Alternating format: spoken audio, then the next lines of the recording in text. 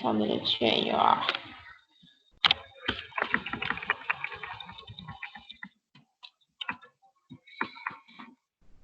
E aí depois eu citei aqui para vocês uma resolução do COFEN 509/2016 que fala sobre a responsabilidade técnica do enfermeiro.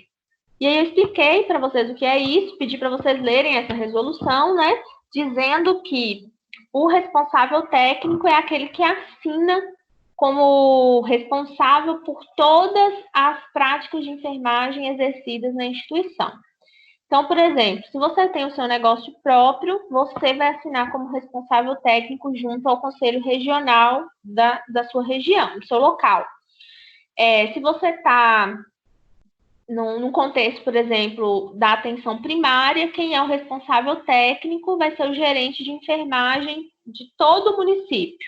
Se você está no contexto do hospital, quem vai ser o responsável técnico é o diretor de enfermagem desse hospital.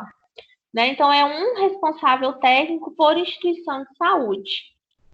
Então, quem está no cargo mais alto dessa instituição é o que vai precisar assinar e responder, né, tecnicamente por aquela equipe. Então, se eu estou no hospital e hoje eu sou diretora desse hospital, vai estar meu nome lá no Conselho Federal de Enfermagem como responsável técnico. Então, tudo o que acontece dentro dessa instituição, eu preciso responder legalmente, ou seja, no conselho, ou seja, né, judicialmente, perante a lei. Então, se tem uma morte lá por conta de uma administração errada de medicamentos, claro que a responsabilidade é de quem fez o procedimento errado. Mas o responsável técnico também sempre é chamado para poder responder, nem que seja administrativamente, né, civilmente, também é chamado a responder sobre esse evento que aconteceu. Então, a responsabilidade técnica é uma coisa muito séria, né? Por isso que quem é responsável técnico dos serviços precisa estar amparado, resguardado de todos os lados possíveis para qualidade do serviço e diminuição de erros. Porque, querendo ou não, se você é responsável técnico, você vai responder por tudo que acontecer com qualquer pessoa da equipe de enfermagem, mesmo que você nunca nem viu a cara dela, você responde nos órgãos reguladores, né? COFEN, a lei, a polícia, a justiça, você responde. E aí eu pedi para vocês lerem essa resolução, porque é importante, né? Um dia aí, quem sabe, nós seremos responsáveis técnicos. E aí eu citei também que existem serviços que têm responsabilidade técnica separada por conta da complexidade dos serviços que são prestados, né? E aí eu dei o exemplo da hemodiálise. Então, em um hospital que tem hemodiálise, vai ter 2 responsáveis técnicos, o diretor de enfermagem, né, que responde por toda a enfermagem do hospital, mas o serviço de hemodiálise específico também precisa ter um responsável técnico, e aí, logicamente, ele não vai responder pelo hospital todo, mas é ele que responde pelo serviço de hemodiálise. Além do serviço de hemodiálise, o serviço de hemodinâmica também precisa de um responsável técnico separado. Aí, em seguida, a gente entra nos instrumentos do trabalho gerencial. Então, falou um pouco sobre esse contexto do trabalho da enfermagem, o que é a gestão, como que ela se iniciou, e vem, em seguida, falando das ferramentas, né, dos instrumentos que a gente tem para poder fazer essa gestão. E o primeiro são os sistemas de informação. Aí, para ficar claro para vocês, o que são esses sistemas de informação, né? Por exemplo, o que a gente mais está vendo aí todos os dias sai um boletim epidemiológico falando de como que está a situação da Covid-19, né? Quantos casos suspeitos, quantos óbitos, quantos casos confirmados, descartados. Isso é um sistema de informação, né? Então, o dado são essas informações, são esses aspectos brutos, né? Os dados não são informações. Os dados são elementos brutos que vão formar a informação. Então, eu tenho dado de Montes Claros, eu tenho dado de Belo Horizonte, eu tenho dado de Nova Lima, de quantas pessoas foram mortas, de quantas pessoas morreram, né? E aí, quando eu trabalho esses dados, eu gero uma informação. Qual que é a informação? Tem morrido mais pessoas em Belo Horizonte. Então, por que tem morrido mais pessoas em Belo Horizonte? Ah, porque o pessoal não está usando máscara lá, o pessoal não está seguindo o isolamento. E aí, o que os gestores fazem? Diante dessas informações, eles atuam, né? Então, vamos apertar o isolamento. Agora, o isolamento, ninguém mais pode sair de casa de jeito nenhum, para poder melhorar a situação da mortalidade. Então, o dado é a matéria-prima da informação. O dado é o elemento bruto que, quando trabalhado, produz informação, e a partir dessa informação que os gestores atuam para saber onde precisa intervir mais, qual que é a política pública que precisa ser melhor trabalhada, onde que está bom, que a gente não precisa mexer esse ano.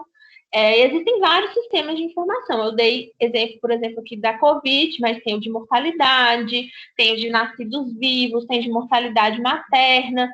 Então, a partir da utilização desses sistemas de informação, os gestores conseguem planejar onde que eles vão intervir, quais que são os elementos prioritários para atuar, onde que esse ano eu não preciso trabalhar tanto porque está muito bom.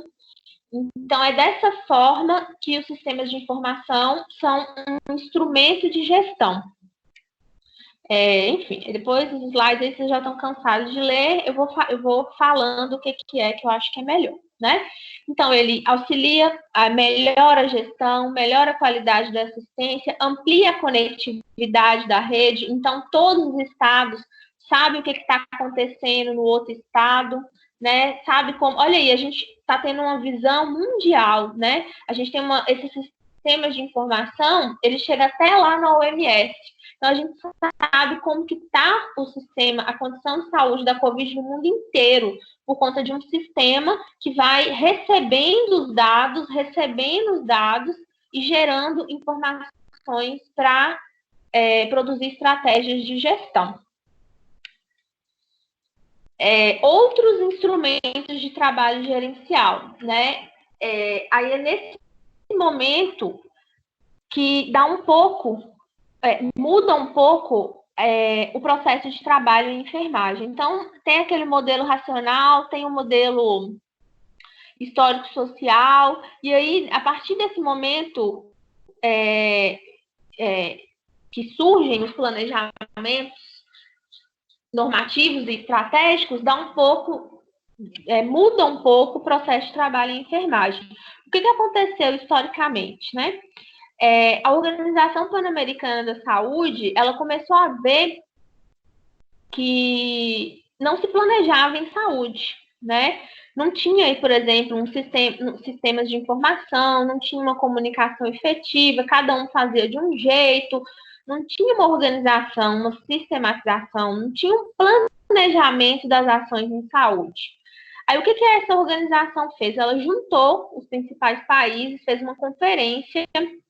E aí, nessa conferência, ela falou que estava muito desorganizado e que, a partir daquele momento, precisava se planejar em saúde, precisava organizar, né? Que a base da gestão em saúde era o planejamento, que não dava para fazer nada em gestão em saúde se primeiro não planejasse. E aí ela criou, esse congresso criou o chamado planejamento normativo, né? Que foi o primeiro tipo de planejamento usado em gestão de saúde. Determinou quais seriam as fases desse planejamento, e todas as vezes que um gestor em saúde fosse executar alguma coisa com a sua equipe, né, na sua instituição, ele precisava planejar essas ações com base nessas fases do planejamento normativo.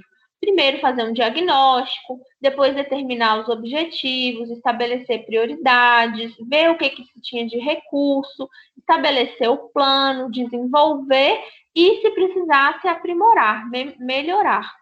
E esse planejamento normativo, inclusive, foi a base do que a gente chama hoje de planejamento estratégico. né, que tem várias ferramentas de planejamento estratégico que eu vou citar aqui, que a gente está trabalhando aí nessa atividade, nessa tarefa 1. Né? Então, quando a gente fala de ferramenta de planejamento, eles seguem basicamente essas fases aí do planejamento normativo. O primeiro planejamento estratégico que teve foi o proposto por Dona Bedian, né, que eu citei lá na aula, que foi um pediatra, que foi o primeiro precursor de gestão em saúde, que começou a estudar sobre planejamento, sobre governabilidade, sobre avaliação dos serviços, sobre qualidade. Então, no que se fala em gestão de saúde, Dona Bedian foi o primeiro a começar a estudar. E aí ele fala, ele traz, né, que nesse planejamento estratégico precisa-se de 4 momentos importantes: o momento explicativo, o momento normativo, o momento estratégico e o momento tático operacional. Então, esses momentos de ação que embasam o planejamento estratégico, então, no momento explicativo, eu vou fazer isso, isso e isso. No momento normativo, eu vou fazer isso, isso e isso. Vocês vão estudar essa parte de momentos de ação, porque é um ponto importante para a resolução da atividade avaliativa. Né? Então, esses momentos explicam como se desenvolver esse planejamento estratégico. Então, o primeiro a falar de planejamento estratégico foi Dona Bedian. E depois disso, gente, surgiram várias ferramentas de gestão. Várias ferramentas para proporcionar esse planejamento, essa avaliação, essa organização estratégica dos serviços.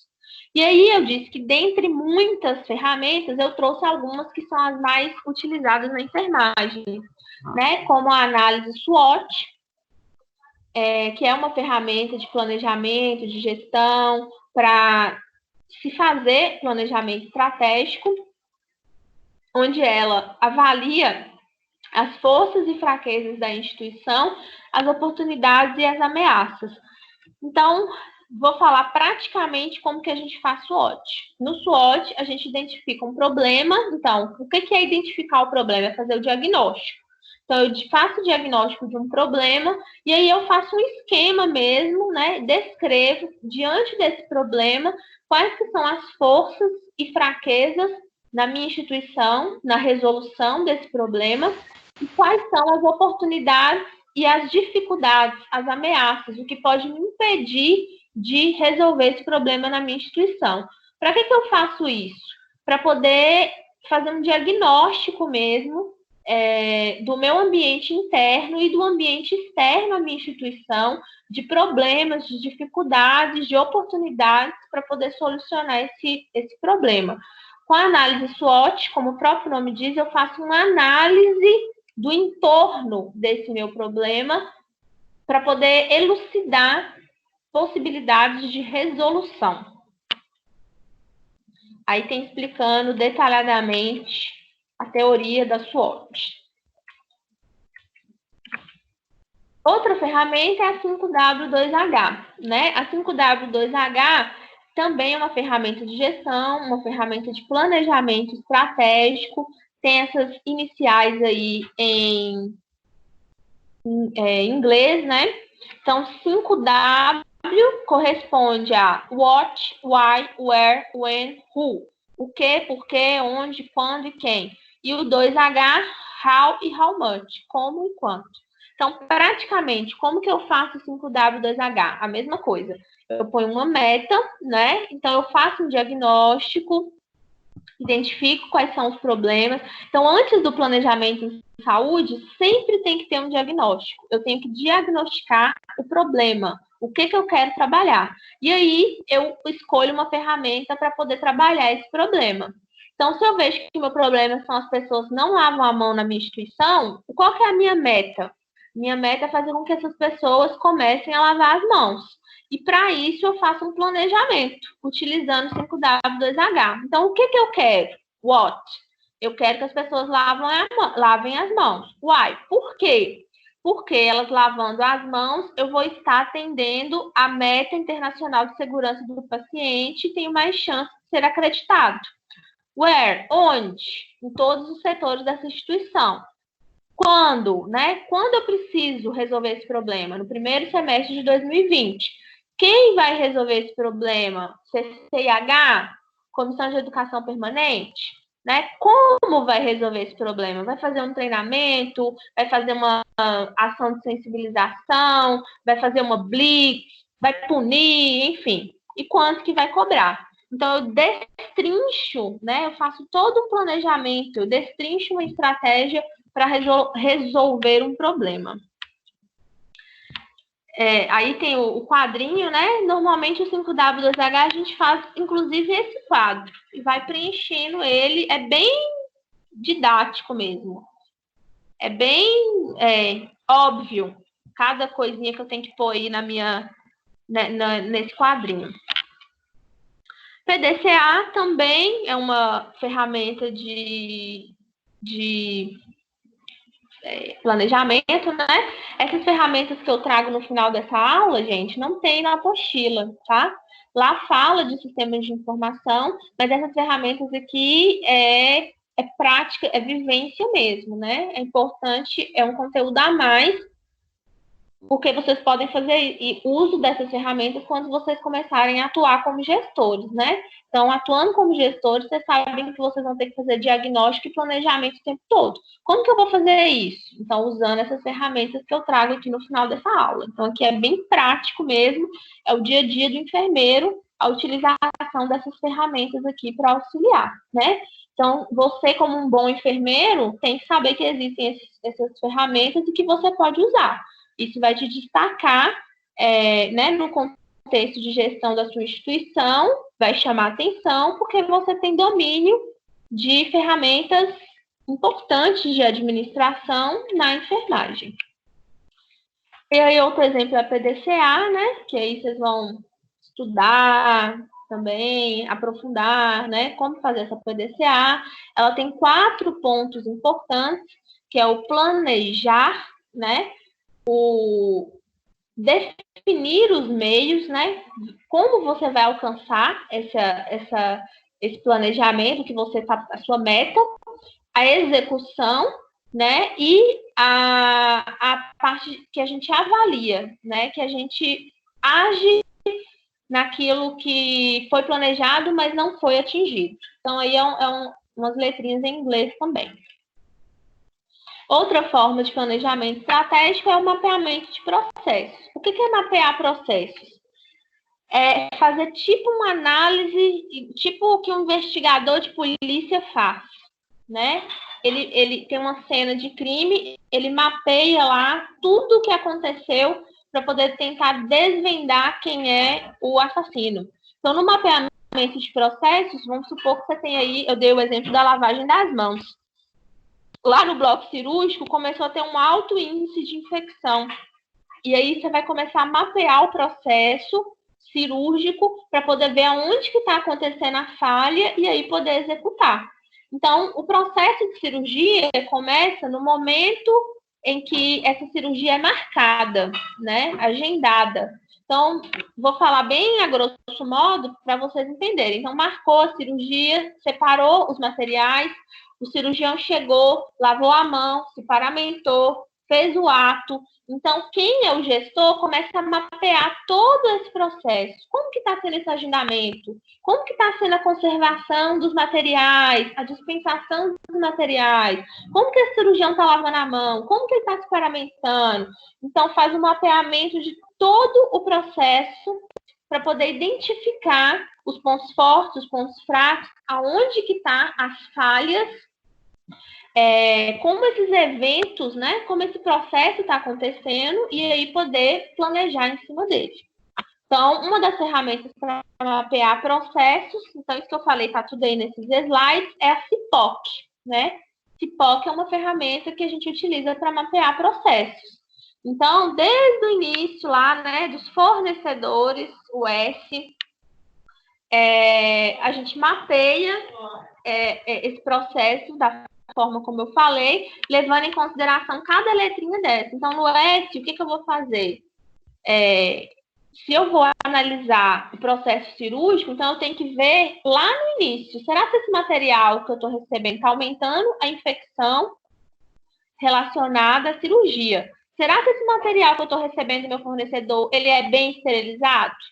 Será que ele, durante o processo de receber esse material, não está tendo uma contaminação? Né? E aí você vai rastreando cada letrinha dessa para poder tentar identificar os problemas e as falhas e aonde você pode resolver. E aí finaliza aí com a tarefinha. Aí nesse ensejo, eu vou aproveitar e falar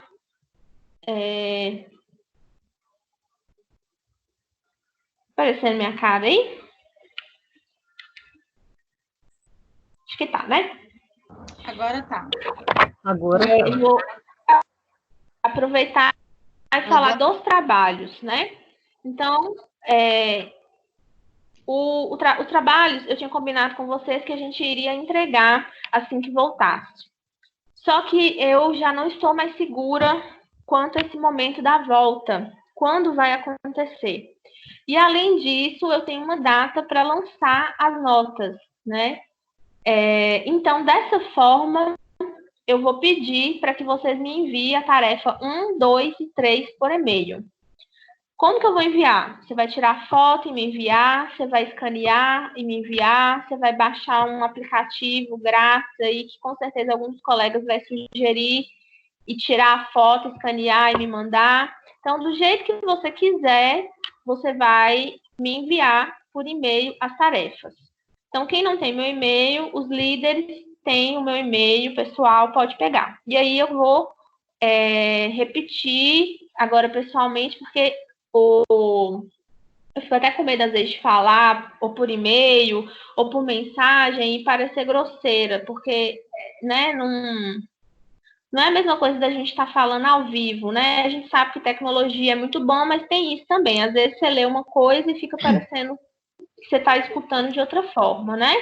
É só porque eu não gostaria de me comunicar com vocês nem por WhatsApp, nem por Instagram, né?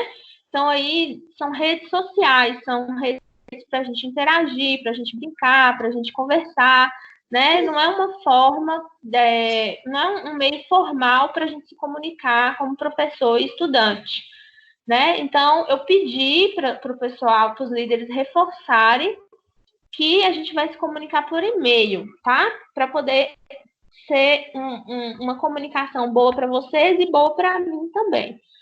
Porque às vezes eu recebo mensagens, né?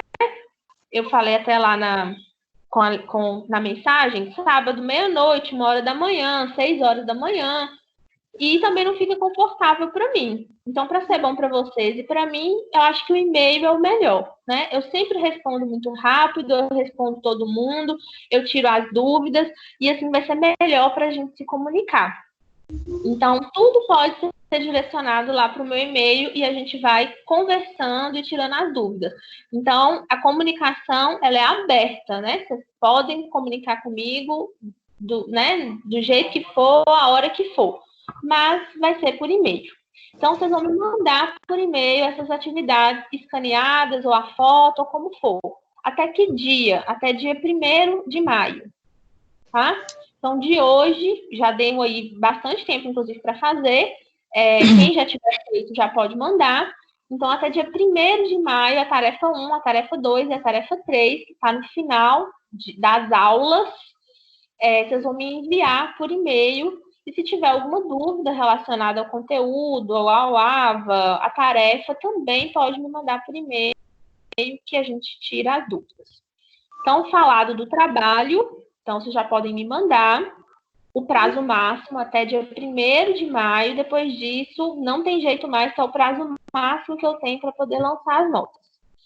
Vocês vão me mandar por e-mail. Em relação à prova, a atividade avaliativa. Então, se ainda tem alguma dúvida relacionada à atividade avaliativa, tem um link no AVA, né? Quem não tiver acesso ao AVA vai pedir um coleguinha, gente boa, para mandar o link para você. Você vai entrar nessa prova. Só dá para responder essa prova uma vez. Quem respondeu 10 vezes, não adianta. Só a primeira que vale, tá? Então, é uma vez. Uma vez que você abriu e começou a responder, não tem jeito mais. Até deixei lá nas instruções. Se você abriu e não respondeu nada, não vai computar. Mas respondeu, tem que resolver, que ele vai dar a nota, né? Então, a nota que você tiver lá do primeiro acesso é a sua nota. Maria Fernanda. Tem uma questão na prova, só um minutinho, que está dando como incorreta, né? Acho que é a última questão 9, se não me engano, que fala sobre eficiência, eficácia, efetividade, não sei o que, não sei o que. Não tem problema, responda, vai dar errado lá, né? Não tem problema, eu consigo ver tudo que vocês responderam. Quem respondeu certo vai ganhar a nota referente a essa questão, né? Então, o que isso quer dizer, gente? Tem lá um enunciado e aí, independente do que você marcar, tá dando errado. Não importa, você pode marcar, faz sua prova, responde lá o que você acha que é, porque eu vejo o que todo mundo respondeu. Eu tenho as respostas de todo mundo. Então, se você respondeu certo, apesar de no final você receber uma nota com um valor menor, se você respondeu certo, quando eu lançar lá no AVA, eu vou lançar a nota corrigida. Né? Quem acertou vai receber a pontuação. Quem não acertou, aí não tem jeito. Em relação a isso, dúvidas? Sim, professora, eu até baixei um aplicativo que acho que você falou com o pessoal, né, para escanear, só que na hora que eu fui colocar para escanear, ele tipo cobra, não foi de graça, não. Olha, o que eu uso, Cleo, se chama... Eu não tinha dado indicação de aplicativo, mas aí já que tá... não, mas já que você está com essa dificuldade, não use esse aplicativo. Tem um que chama Acrobat. A-C-R-O-B-A-T.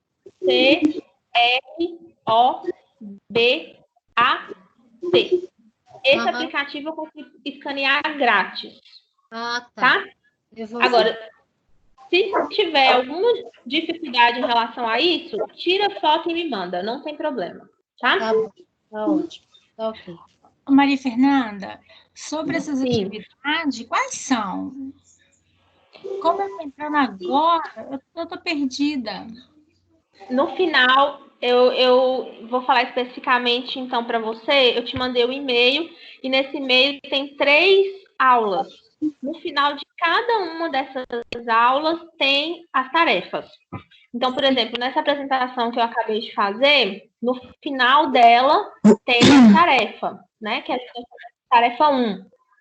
Quando você abrir a próxima aula, você vai ver que no final dela tem uma tarefa também, que é a tarefa 2. Na terceira, a mesma coisa. No final de cada aula, tem uma tarefa relacionada ao conteúdo daquela aula. É lá que você vai achar essas tarefas. Aí, se você, na hora que você chegar no momento de fazer a tarefa, se tiver alguma dúvida, não estou entendendo como que faz essa questão, você me manda um e-mail, fala qual que é a sua dúvida e aí eu te ajudo aí a esclarecer como que faz. Tá certo, obrigada. Nossa, professora, a tarefa 1 e 2 está muito difícil. Estou gostando dos Oi? A tarefa 1 e 2 está... Desculpa, Jéssica, cortou. A Letícia, a tarefa 1 e 2 está muito difícil. Tá não, Letícia. A tarefa 1... Deixa eu já até fechei aqui. A tarefa 1 é para você fazer uma crítica. Tá cortando. A tarefa 1...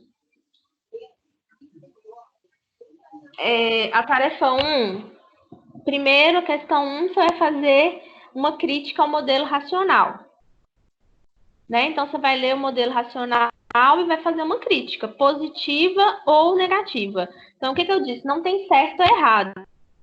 É a sua argumentação, né? A sua capacidade de defesa. Vai pegar o modelo racional e vai criticar. Vai falar bem ou vai falar mal. E por quê?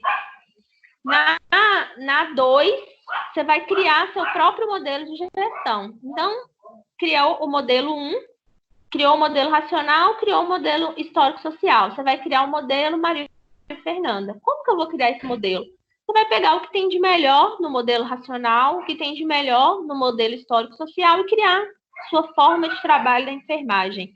Né? Quando eu falo criar seu modelo, criar como você acha que tem que ser o processo de trabalho em enfermagem. E nas questões, e na 3 e na 4, tem uma situação, problema. Você vai escolher uma dessas ferramentas que eu acabei de falar, 5W2H, PDCA, e fazer um planejamento para poder resolver esses problemas que estão nos casos clínicos. Então, já aproveitando aí, Glória, um pouco dessa explicação de o que você tem que fazer nesses trabalhos. Então, no primeiro, você vai fazer uma crítica ao modelo. Vai falar se é bom ou se é ruim e por quê. Não tem certo ou errado, né? É sua argumentação. Okay.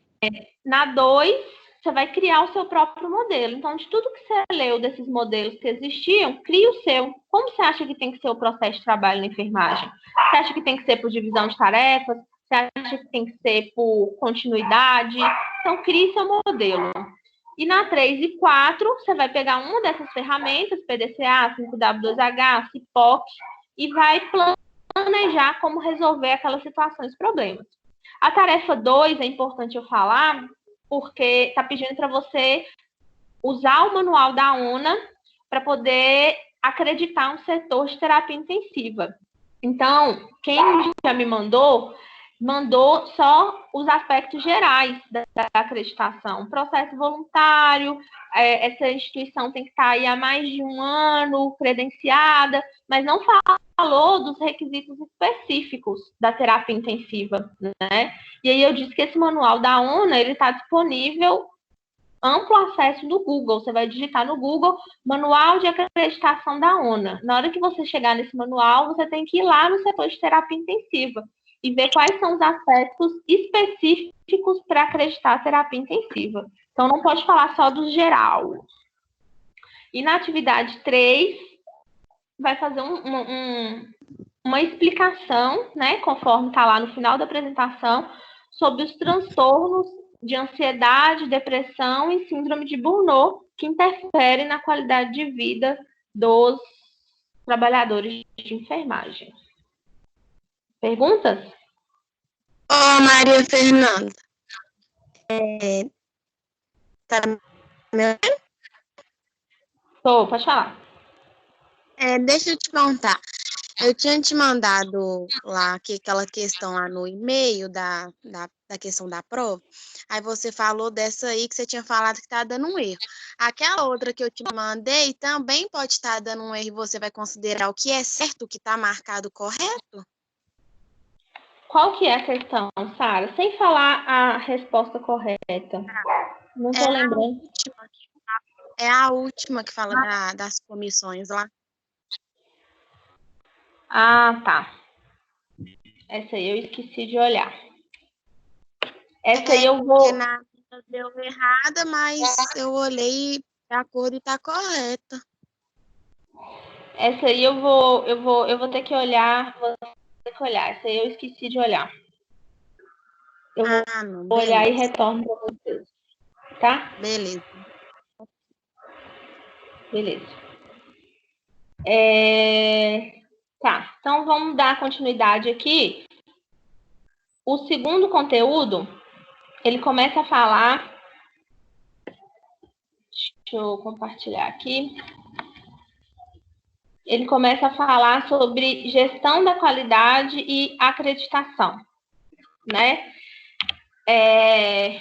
A acreditação, então eu não vou passar, gente, parte por parte da apresentação e vou falar o conteúdo, né? O que é importante aí vocês revisarem para... O que é mais importante desse conteúdo e também para a avaliação. A qualidade, né, ela é discutida aí nos serviços de saúde há muitos anos, né? Começou lá com Dona Bedian, e aí... Nossa, o cachorro é complicado. E aí, Peraí.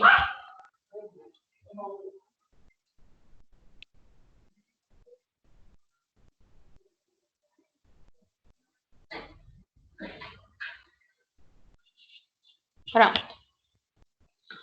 E ele é muito discutido, né? Em 2011, a OMS, inclusive, fez uma matéria dizendo que a gente estava mais seguro dentro do avião do que no hospital, né? Porque o hospital é um lugar onde acontece muitos erros, né? E aí tem se pensado em qualidade no hospital desde 460 a.C., com Hipócrates, que foi o pai da medicina, né? Que ele tinha o lema lá de que a primeira coisa que se tem que fazer em saúde é não causar dano, né?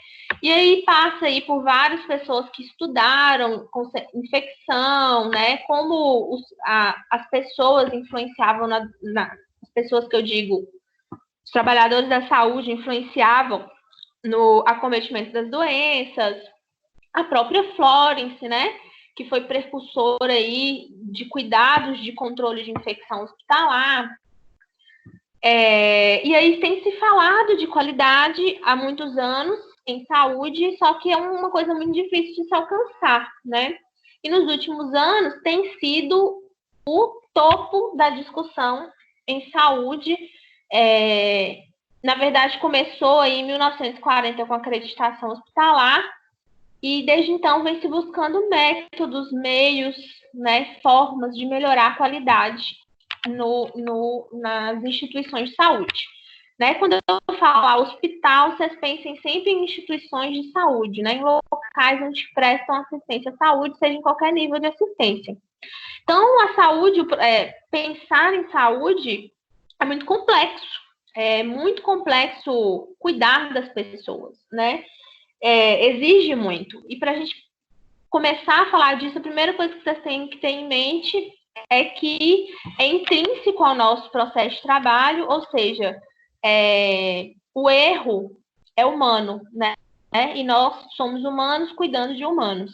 Então, é intrínseco, não consegue excluir o erro da prestação de cuidados em saúde. O que tem se feito e trabalhado é na perspectiva de diminuir a chance de errar, para diminuir a ocorrência de eventos que lesem o paciente, né? Que levem ao óbito durante o cuidado. E aí é nessa perspectiva, né, de qualidade, de busca da qualidade, que vários estudiosos, né, trouxeram, né? O próprio Dona Bedian, que foi um dos precursores aí da qualidade, foram trazendo o que é qualidade, os pilares da qualidade, né? E aí entra a questão polêmica aí que está dando erro na atividade avaliativa, né? Os pilares são a eficácia, a efetividade, a eficiência, otimização, a aceitabilidade. É importante que vocês estudem quais que são esses conceitos, né? Então, o que é qualidade? Por que a qualidade é importante nos serviços de saúde? Quais que são os pilares da qualidade, que são esses conceitos propostos por Dona Bedian, né? E aí, a apostila, ela traz para vocês essa introdução, né? O conteúdo, a disciplina traz essa introdução falando do que é qualidade, por que ela é importante, para vir falando dos processos de acreditação. Né? A acreditação é uma forma de avaliar os serviços de saúde. Né? Então, apesar das organizações, dos gestores, eles virem trabalhando com qualidade, eles viam que era importante medir essa qualidade, mensurar, ser capaz de acompanhar essa qualidade, avaliar a qualidade. E aí instituíram os processos de acreditação. Então, o que essa aula de qualidade e acreditação vem trazendo, né? Vem trazendo a história da qualidade, por que ela é importante, quais que são os pilares, quem foram as pessoas que estudaram sobre qualidade, para poder falar da acreditação, que é um processo recente, de medir a qualidade das instituições hospitalares. Então, existem instituições mundiais, né? Então, são chamadas de empresas acreditadoras. E o que elas fazem? Elas estudam muito sobre qualidade e aí elas definem quais são os requisitos de qualidade das instituições. Então, por exemplo, a ONA, que é a Organização Nacional de Acreditação, que é uma empresa brasileira, ela estuda sobre qualidade no serviço de saúde brasileiro e define quais são os critérios de qualidade nas instituições. Então, um hospital, ele pode ser considerado um hospital de qualidade se ele atender tal requisito. Se ele não atender todos esses requisitos, ele não é considerado uma empresa de qualidade, ele não recebe um selo. Então, essas organizações acreditadoras, a ONA, a Joint Commission, a Associação Canadense, elas definem quais são esses requisitos e os hospitais, eles tentam alcançar esses requisitos para ganhar um selo de qualidade. E por que esse selo é importante? Primeiro, as instituições públicas, porque os hospitais públicos que são acreditados recebem mais verba do governo, recebem mais incentivo financeiro do que aqueles que não são. E para as instituições privadas, por conta dessa abordagem mercadológica da saúde, né? Então, se você tem um hospital que tem um selo de qualidade e um outro que não tem, onde que a população vai preferir ir? Naquele que tem um selo, né? Então, quando se fala lá, né, quando começou a falar, tinha muito aquele selo ISO 9001. Essa é uma empresa ISO 9001. O que quer dizer isso? É uma empresa que tem um selo de qualidade, né? É uma empresa que passou por vários processos de auditoria, vários processos de organização da sua atividade, para garantir à população que vai lá, aos pacientes que vão lá, que tudo que acontece lá, todos os processos são de qualidade. E aí, nesse momento, o conteúdo, né, ele traz essa importância de mensurar a qualidade, né, através de indicadores, e traz as ferramentas que a gente pode utilizar para poder mensurar essa qualidade. Então, aí é mais uma parte técnica dessa avaliação da qualidade, né? Então, é importante vocês estudarem quais são essas ferramentas. Folha de verificação, estratificação, diagrama de Pareto, acredito que tem uma questão dessa lá na atividade avaliativa, né? O que quer dizer essas ferramentas? É importante vocês conhecerem, né, a definição, para que cada uma serve, isso contém lá na apostila, e entender, a partir do que eu vou falar agora, que são ferramentas para medir a qualidade, para acompanhar se os processos, se as técnicas, se as atividades que são desenvolvidas naquela instituição têm qualidade ou não. E qual que é o parâmetro para dizer, para medir isso? O que falam essas empresas acreditadoras, a ONA, a Joint Commission, né? São elas que regem o que é um processo com qualidade e sem qualidade. Quais que são os requisitos máximos de qualidade, né? Que aí vem, inclusive, a tarefa que a gente está fazendo. Na tarefa, eu peço para descrever quais são os requisitos da terapia intensiva, né? Então, você vai lá no manual da ONA, se você fosse fundar um setor de terapia intensiva, o que você tinha que fazer? Você tinha que ir lá no manual da ONA e ver, para que a terapia intensiva seja de qualidade, precisa ter isso. Precisa ter a parede desse jeito, a pintura desse jeito, precisa ter esse dimensionamento de pessoas, precisa ter essa equipe, porque aí quando você for montar seus serviços, você segue esses requisitos, o que garante que você está montando um serviço de qualidade. Então, é para isso que serve essas ferramentas e as empresas acreditadoras. Um conceito importante disso é o conceito de auditoria. O que é essa auditoria? É justamente essa avaliação e mensuração da qualidade dos serviços de saúde. Então, a auditoria interna é aquela que é realizada por uma equipe da própria instituição. Então, eu pego o hospital, defino quem são as pessoas e eles vão fazer a auditoria interna. O que é a auditoria interna? Eles vão avaliar a qualidade de todos os processos que são realizados naquela instituição. Já a auditoria externa é realizada por uma empresa contratada. Então, teoricamente, ela é mais imparcial, porque não são os próprios colaboradores da instituição que estão fazendo. Então, o hospital contrata uma empresa e essa empresa verifica todos os processos que acontecem naquele hospital. Para que faz isso? Para ver se tem qualidade ou não, para medir a qualidade. E aí essa empresa poder competir, concorrer a um selo de uma empresa acreditadora, né? E aí vocês vão estudar, vocês vão estudar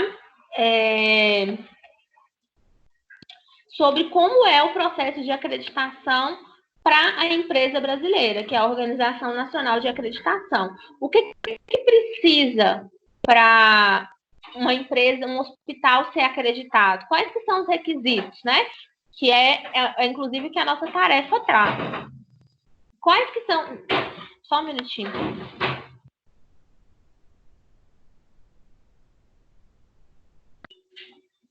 Quais são os requisitos, né? O que precisa? Tem tudo isso lá na apostila.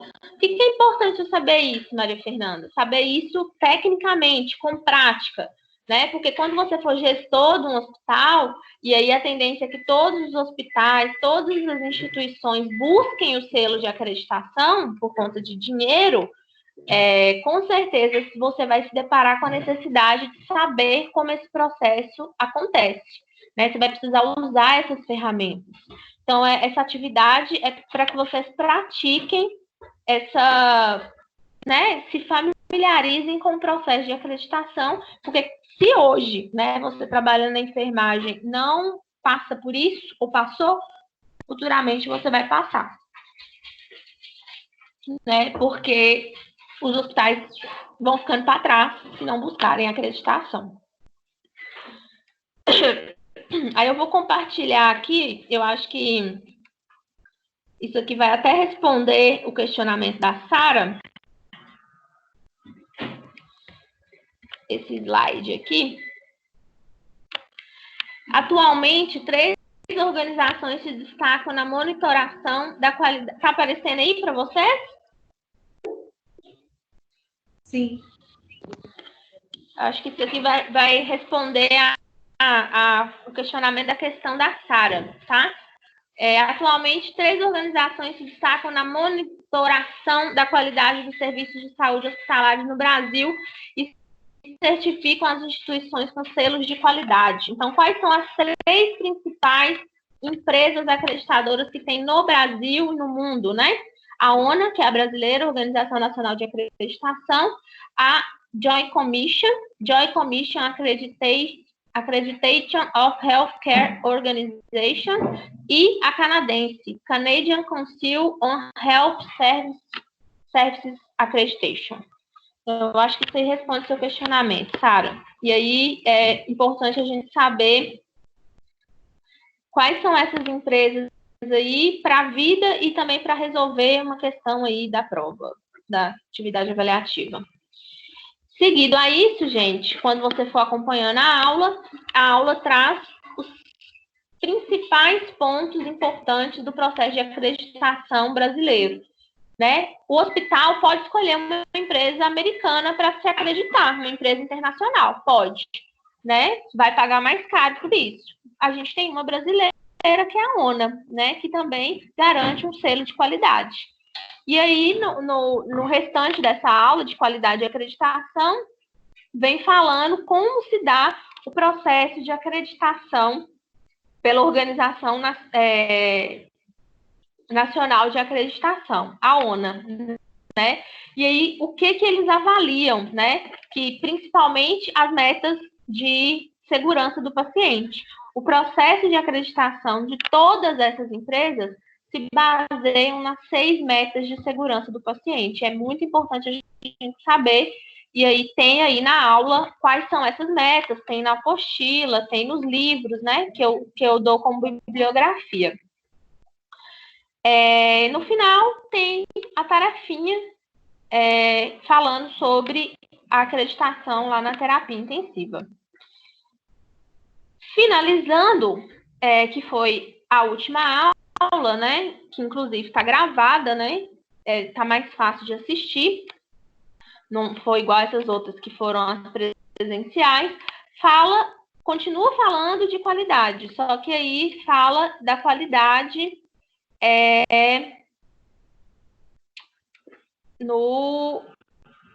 a qualidade de vida no trabalho. Então, a gente fala um pouco da qualidade macro do serviço, para falar um pouco da qualidade de vida do trabalhador. E por que é importante para o gestor se preocupar com a qualidade de vida do trabalhador, né? Baseado um pouco lá na teoria de Ford, né? Lá da administração científica. Quando o trabalhador ele está bem cuidado, ele tem qualidade no seu trabalho, ele trabalha melhor. E aí, automaticamente, o gestor vai ter melhores resultados, né? E essa aula, ela vem falando do que é qualidade de vida, né? Que é um conceito subjetivo, que a qualidade de vida para Maria Fernanda não quer dizer que é qualidade de vida para Sara, não quer dizer que é qualidade de vida para Alex, não é qualidade de vida para Lívia. Então, é um conceito abstrato. E por que é importante a gente entender que é um conceito abstrato? Ou seja, né, para cada um dos meus funcionários, qualidade de vida vai ser uma coisa, e faz parte, é importante para mim, como gestor, saber o que é importante para cada um dos meus funcionários. Então, ser líder, ser gestor, dá muito trabalho, né? Eu preciso conhecer cada um da minha equipe e conhecer o que é qualidade de vida para ele, ou seja, o que é importante pessoal e profissionalmente para esse funcionário, para eu conseguir garantir que ele se satisfaça com o trabalho, porque isso, o que é importante, né? Eu garantir isso de outra pessoa, porque se ele está feliz, ele vai trabalhar melhor. Então, meus objetivos como gestor vão ser atendidos. E para eu garantir, gente, que ele vai, que eu vou conseguir influenciá-lo, né? Então, uma das principais características da liderança que eu falei lá atrás é a capacidade de influenciar pessoas, né? E uma forma de eu conseguir influenciar essas pessoas é conhecendo elas, né? Eu não consigo influenciar uma pessoa que eu não sei nada sobre ela. Então, é importante eu conhecer um a um dos meus funcionários, o que é importante para eles, o que não é, o que acontece na casa deles, o que acontece na vida deles, o que eles almejam como pessoa e profissional, por quê? Por que é importante? Para eu conseguir influenciar, eu conseguir fazer com que eles façam o que eu preciso como gestor, né? Aí eu estou falando de liderança, de gestão de trabalho. Então, conhecendo o meu funcionário, Amanda, eu tenho mais chance de influenciá-lo. Amanda não está aqui, não. Tomar banho agora. Amanda, vai tomar banho, Amanda? Ah, desculpa, professora. Tá tarde. E aí, depois de falando de qualidade de vida, a aula fala, gente, que apesar da qualidade de vida ser esse conceito abstrato, né? Então muda de pessoa para pessoa, é subjetivo. As instituições, né? A própria Organização Mundial da Saúde, ela tenta medir essa qualidade de vida, ela tenta mensurar o que é qualidade de vida, né? E aí como que eles fizeram isso? Fazendo questionários. Então, existem questionários, que são, inclusive, chamam questionários de avaliação, questionários de mensuração da qualidade de vida, na tentativa de mensurar, medir, né, traduzir em números essa subjetividade. Por que eu preciso saber isso, Maria Fernanda? Porque é uma forma de você medir dos seus funcionários qual é a qualidade de vida deles no trabalho. Então, você chegou no setor novo, né, vai ter N problemas para você resolver. Uma das formas de você conhecer esse funcionário, né, saber o que é importante para ele, como que está o nível da qualidade de vida dele no trabalho, é aplicando esses questionários. E aí você consegue ter um parâmetro, né, do que você pode melhorar para esse funcionário ter uma melhor qualidade de vida no trabalho, e aí você conseguir manusear ele, influenciá-lo, né, e fazer com que ele trabalhe de acordo com seus objetivos. E aí, lá nos slides, traz quais são, citam, né, esses questionários da Organização Mundial da Saúde, da Quality, tem um questionário que chama Quality, né? Então, aí, assim, quando vocês estiverem lá na vida, trabalhando, vocês podem voltar no slide e procurar, esse questionário aqui, vou usar ele para poder avaliar a qualidade de vida dos meus trabalhadores. E aí, depois, a apresentação, gente, ela traz o quanto essa qualidade de vida no trabalho influencia na saúde do trabalhador, né? Porque se o trabalhador não tem qualidade de vida no seu trabalho, ele não está satisfeito, né? Ele não está motivado, ele está sentindo que o trabalho está pesando, sobrecarregando, estressando, isso vai influenciar diretamente na saúde dele, né? E aí começam a surgir as doenças ocupacionais, que são as doenças relacionadas ao trabalho. E aí eu citei na aula quais são as principais doenças relacionadas à equipe de enfermagem, né? As primeiras estão entre as doenças osteomusculares, então, problema de coluna, problema de junta, problema de... Como é que chama junta?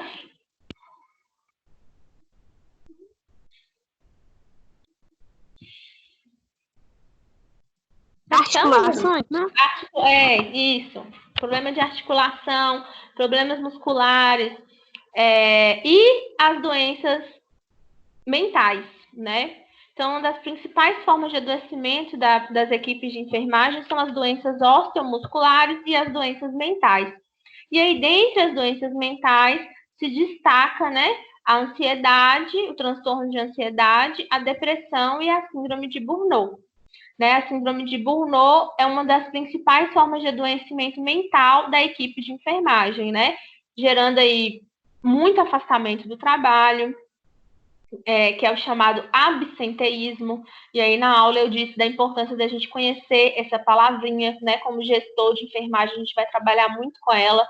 Absenteísmo é a falta do trabalhador no posto de trabalho. Então, a falta do trabalhador trabalhando, seja por afastamento médico, seja por falta injustificada, seja por, né, afastamentos em geral, sem causas definidas. O trabalhador não foi trabalhar, gera absenteísmo, falta do trabalhador no seu posto de trabalho. Né? E aí a síndrome de Burnout é grande responsável pelo absenteísmo, né? As pessoas adoecem mentalmente e não conseguem mais trabalhar adequadamente, né? E a sobrecarga, a carga horária de serviço elevada, o grande número de pacientes, as escalas reduzidas, todos esses fatores influenciam na qualidade de vida do trabalhador, né? Eles ficam desmotivados, sobrecarregados e começam a adoecer.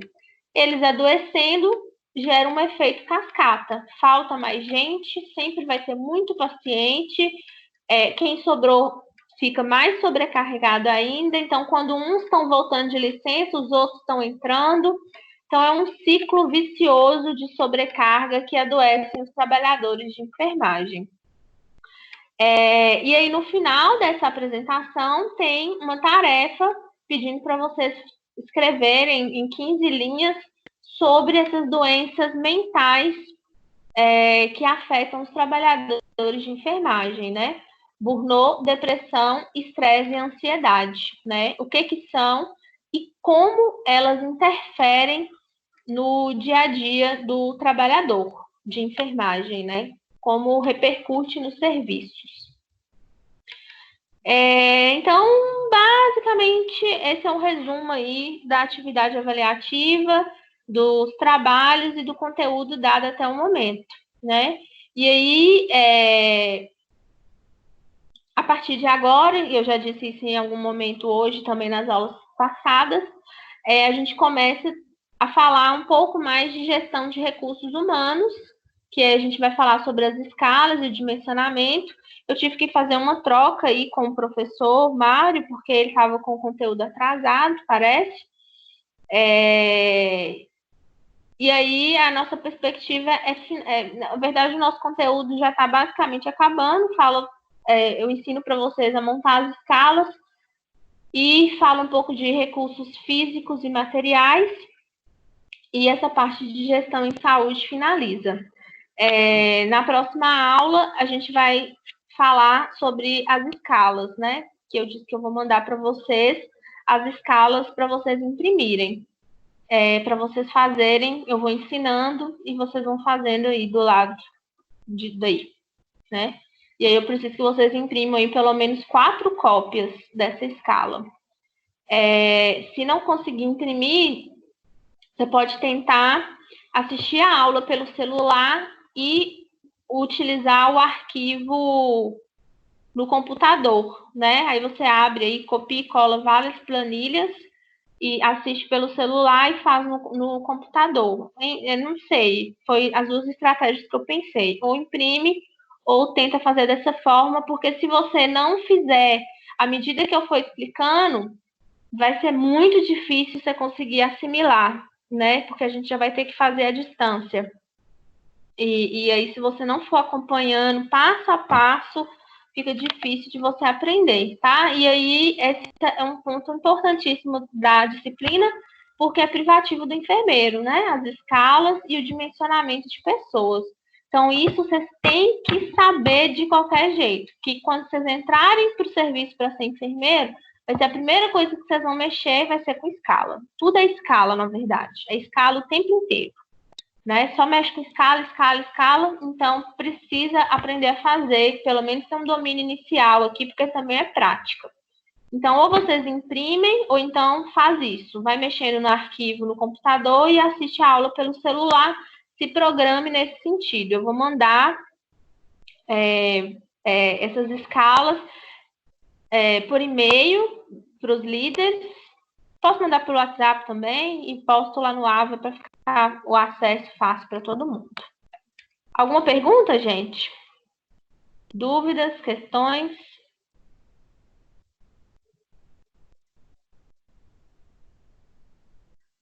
Não? Maria Fernanda, sobre o exercício avaliativo, as notas que a gente faz e tira a nota já, né? Aí, no caso, eu entrei, eu fiz a prova, fiz o exercício já. Aí, só que eu não vi a nota lá, não. Você vai lançar as notas ainda, né? No AVA ainda vou lançar, porque todo mundo precisa fazer para eu lançar. Entendi. Aí... achei que minha internet estava ruim, até fiquei com medo de não ter computado, ter caído, alguma coisa assim, entendeu? Não, é porque eu preciso que todo mundo faça para eu conseguir lançar e aí liberar as notas, né? Aí todo mundo tem até o dia 28 para poder fazer o exercício avaliativo, né? Depois do dia 28, aí eu ressalto isso. Depois do dia 28, não tem como chorar mais, porque eu tenho que lançar a nota, acabou. Tá? Então, aí até o dia 28, essa nota oficial não vai ter saído, porque eu preciso, né, fechar o prazo que todo mundo tem para resolver, para fazer. Aí a nota eu só consigo lançar depois que todo mundo fizer. Tá bom, então. Mais alguma coisa, gente? Então, mãos à obra, tá? Façam exercício avaliativo. Acho que as dúvidas principais aí foram esclarecidas em relação a ele. E façam as tarefas que vocês podem me encaminhar via e-mail com as lideranças até o dia 1º de maio, tá? E aí, é isso aí. Bom resto de feriado, fiquem com Deus. Um beijo. E amém. Tchau. Com Deus. Obrigada. Obrigado para você também.